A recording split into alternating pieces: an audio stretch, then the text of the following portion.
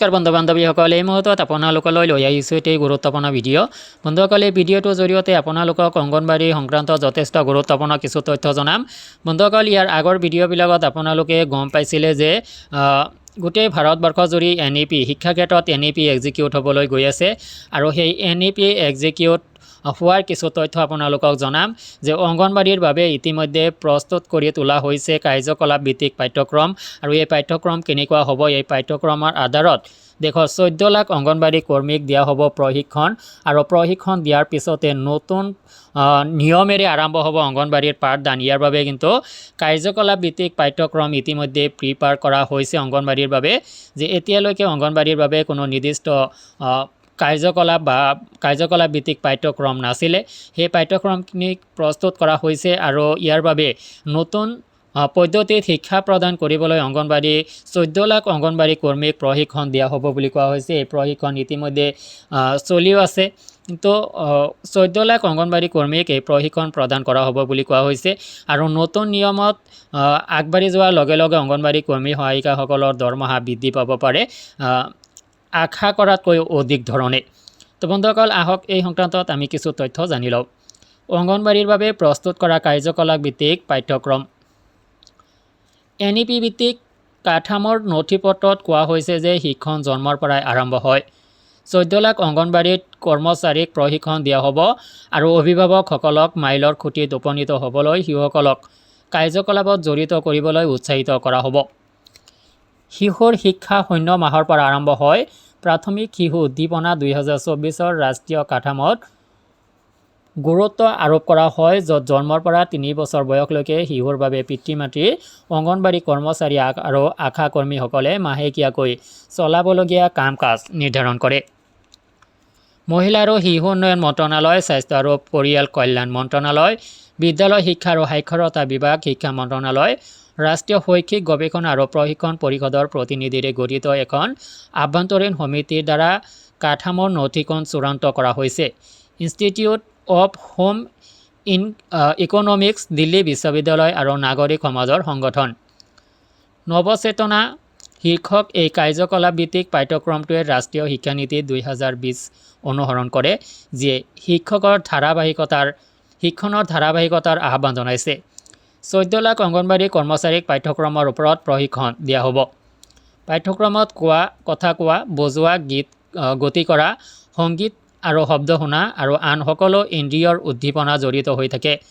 বিশেষকৈ দৃষ্টি আৰু স্পৰ্শ যাতে ডমেইনসমূহৰ মাজেৰে বিকাশৰ মাইলৰ খুঁটিত উপনীত হয় আৰু প্ৰাথমিক ভাষা আৰু উদীয়মান সাক্ষৰতা আৰু সংখ্যা বিকাশ কৰিব পৰা যায়। আভ্যন্তৰীণ সমিতিৰ সদস্য তথা ৰকেট লাৰ্ণিঙৰ প্ৰতিষ্ঠাপক নম্য মহাজনে কয় যে শিশুৰ জীৱনৰ প্ৰথম 3 বছৰত মগজুৰ যিমানখিনি 75% বিকাশ হয়। ৰাষ্ট্ৰীয় কাঠামোত প্ৰথম 3 বছৰত মগজুৰ বিকাশৰ গুৰুত্বৰ বিষয়ে বিশদ তথ্য প্ৰদান কৰা হয় আৰু যত্ন লোৱা আৰু ফ্ৰণ্টলাইন কৰ্মীসকলৰ বাবে আগতীয়াকৈ উদ্দীপনা কাৰ্যকলাপ চলোৱাৰ ক্ষেত্ৰত পদক্ষেপ অনুসৰি নিৰ্দেশনা দিয়া হয় বুলিও তেওঁ কয়। ইয়াৰ ভিতৰত শিশুৰ মনোযোগ আকৰ্ষণ কৰা, শিশুৰ সৈতে যোগাযোগ কৰা আৰু তাৰ প্ৰতি সঁহাৰি জনোৱা, খেলাৰ বাবে বয়স আৰু দক্ষতাৰ উপযুক্ত কাৰ্যকলাপৰ প্ৰৱৰ্তন কৰা আৰু কাৰ্যকলাপৰ সময়ত শিশুৰ নেতৃত্ব অনুসৰণ কৰা আদি অন্তৰ্ভুক্ত। ইয়াৰ উপৰিও শিশুটিক নতুন কামত সহায় কৰা আৰু শিশুটিক তাইৰ প্ৰচেষ্টাৰ বাবে প্ৰশংসা কৰাটো জড়িত। উদাহৰণস্বৰূপে, যদি কোনো শিশুৱে বল দৌৰি আছে, তেন্তে যত্ন লোৱা ব্যক্তিয়ে কেঁচুৱাটোৰ কাৰ্য পৰ্যবেক্ষণ কৰে, তাৰ পিছত বলটোলৈ আঙুলিয়াই দিয়ে আৰু কেঁচুৱাই কি লৈ খেলি আছে আদি প্ৰশ্ন সুধি কেঁচুৱাটোৰ আগ্ৰহ স্বীকাৰ কৰে। তাৰ পিছত কয়, কেঁচুৱাটোৱে ৰঙা বল আৰু ইতিবাচক শক্তিবৰ্ধক যেনে অতি ভাল কেঁচুৱা আৰু বা বলৰ দৰে বাক্যাংশ যোগ কৰা। তাৰ পিছত কেঁচুৱাই বাৰ দৰে এক বৰ্ণ অনুকৰণ কৰিবলৈ আৰম্ভ কৰিব পাৰিলেহেঁতেন। নথিখনত 0 মাহৰ পৰা 36 মাহৰ শিশুৰ বাবে 36টা গোটৰ কাৰ্যকলাপ অন্তৰ্ভুক্ত কৰা হৈছে।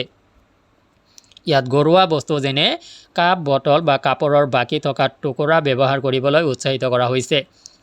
কামবোৰত বস্তুৰ ওচৰলৈ হাত আগবঢ়োৱা, শব্দ অনুকৰণ কৰা, বেংগল ঘূৰাই দিয়া, জাৰত বস্তু ভৰাই বাহিৰ কৰা আৰু প্ৰথম বছৰতে ৰুমালত গাঁঠি আঁতৰোৱা আদি কামবোৰ কৰা হয়।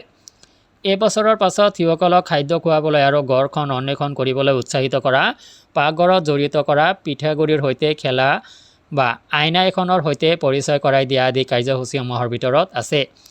18 মাহ বয়সত শিশুক ক্ৰেনেৰে স্ক্ৰিবল কৰিবলৈ উৎসাহিত কৰা হয় আৰু 24 মাহত জোতা ভাগ বতৰা কৰা আৰু মিলন কৰা আদি কামৰ পৰামৰ্শ দিয়া হয়। 3 বছৰ বয়সত শিশুক এটা চক্ৰৰ সৈতে পৰিচয় কৰাই দিয়া হয়, নাম ক'বলৈ কোৱা হয় আৰু ৰং চিনাক্ত কৰিবলৈ কোৱা হয়। কাঠামোটোত কোৱা হৈছে যে এই কাৰ্যকলাপে বিকাশত পলম হোৱা শিশুসকলক চিনাক্ত কৰাত সহায় কৰিব। তেনে পৰিস্থিতিত অংগনবাড়ী কৰ্মী বা অভিভাৱকে কেইটামান সৰু ল'ৰা-ছোৱালীৰ বাবে পৰামৰ্শ দিয়া কামবোৰ তুলি লৈ নিজকে খাপ খুৱাব পাৰে। তো বন্ধুসকল, এনেকুৱাভাৱে কাৰ্যকলাপ ভিত্তিক পাঠ্যক্ৰম প্ৰস্তুত কৰি তোলা হৈছে অংগনবাড়ী কৰ্মী সহায়িকাৰ বাবে আৰু এয়া নিশ্চয়কৈ NEP-ৰ আণ্ডাৰত থাকিব। NEP-ৰ পৰিকাঠামোত এনেকুৱা কৰা হৈছে। NEP ভিত্তিক পৰিকাঠামোৰ নথিপত্ৰত কোৱা হৈছে এনেকুৱাভাৱে আৰু 14 লাখ অংগনবাড়ী কৰ্মীক ইয়াৰ বাবে আগতীয়াকৈ প্ৰশিক্ষণ দিয়া হ'ব বুলি কোৱা হৈছে, যাতে তেওঁলোকে কাৰ্যকলাপ ভিত্তিক যি পাঠ্যক্ৰম আছে এই পাঠ্যক্ৰমৰ সৈতে ষ্টেপ বাই ষ্টেপ তেওঁলোকে জড়িত হৈ থাকিব পাৰে। প্ৰতি মাহত তেওঁলোকৰ এই পাঠ্যক্ৰম অধ্যয়ন কৰাব লাগিব। শিশুসকলক যথেষ্ট যদিও টান কাম নহয়, কিন্তু আচলতে এই কামখিনি কিন্তু যথেষ্ট টান, কাৰণ শিশুৰ উঠি অহা সময়খিনি অংগনবাড়ী কৰ্মী সহায়িকসকলে নিৰ্ধাৰিত পাঠ্যক্ৰমৰ মাধ্যমত কাৰ্যকলাপ ভিত্তিত তেওঁলোকক উৎসাহিত কৰিব লাগিব, তেওঁলোকক অধ্যয়ন কৰাব লাগিব আৰু ইয়াৰ বাবে শিশুখিনিৰ যি মনস্তাত্ত্বিক উপস্থাপন সেই উপস্থাপনখিনি কিন্তু মনোবৈজ্ঞানিকৰ দৰে একোগৰাকী অংগনবাড়ী কৰ্মী সহায়িকাই উপলব্ধি কৰিব লাগিব, বুজিব লাগিব, যাৰ কাৰণে অংগনবাড়ী কৰ্মী সহায়িকাৰ কিন্তু প্ৰথম অৱস্থাত এয়া যথেষ্ট টান কাম হ'ব। যদিও টান কাম নহয়, শিশুসকলক আচলতে শিশুৰ লগত লাগি থকাটো যথেষ্ট এটা টান কাম। শিশুক বুজিব পৰাটো বা শিশুক বুজাব পৰাটো এটা ডাঙৰ কাম। তো এই কামখিনি আপোনালোকে কৰিব লাগিব। অংগনবাড়ী কৰ্মী হিচাপে আপুনি কৰিব লাগিব, সহায়িকা হিচাপে কৰিব লাগিব আৰু যাৰ কাৰণে আগতীয়াকৈ অংগনবাড়ী কৰ্মীক 14 লাখ অংগনবাড়ী কৰ্মীক এই কামৰ বাবে প্ৰশিক্ষণ দিয়া হ'ব আৰু অভিভাৱকসকলক মাইলৰ খুঁটিত উপনীত হ'বলৈ শিশুসকলক কাৰ্যকলাপত জড়িত কৰিবলৈ উৎসাহিত কৰা হ'ব আৰু ইয়াতে অভিভাৱকসকলক কমিউনিটিক ইয়াতে সম্পূৰ্ণ জড়িত কৰোৱা হ'ব। অংগনবাড়ী কৰ্মচাৰীক প্ৰশিক্ষণ দিয়া হ'ব, যাতে অংগনবাড়ী কৰ্মচাৰীসকলে অংগনবাড়ী কেন্দ্ৰটোত শিশুসকলক বুজি পায় আৰু নিৰ্ধাৰিত পাঠ্যক্ৰমৰ জৰিয়তে NEP ভিত্তিক যি কাঠামোৰ পৰিধিত যি অংগনবাড়ী শিশুসকলৰ কাৰণে কাৰ্যকলাপ ভিত্তিক পাঠ্যক্ৰম প্ৰস্তুত কৰা হৈছে, এই পাঠ্যক্ৰম যাতে সুচাৰুৰূপে চলাব পাৰে, শিশুখিনিক যাতে বুজি পায়, শিশুখিনি যাতে বিভিন্ন ধৰণৰ বিকাশ সাধন হয়, তাৰ বাবে তেওঁলোকক প্ৰশিক্ষণ দিয়া হ'ব। 14 লাখ অংগনবাড়ী কৰ্মীক ইয়াৰ বাবে প্ৰশিক্ষণ দিয়া হ'ব। তো এতিয়া কথা হ'ল যে ইমানখিনি কাৰ্য অংগনবাড়ী কৰ্মী সহায়িকাক প্ৰদান কৰা হ'ব।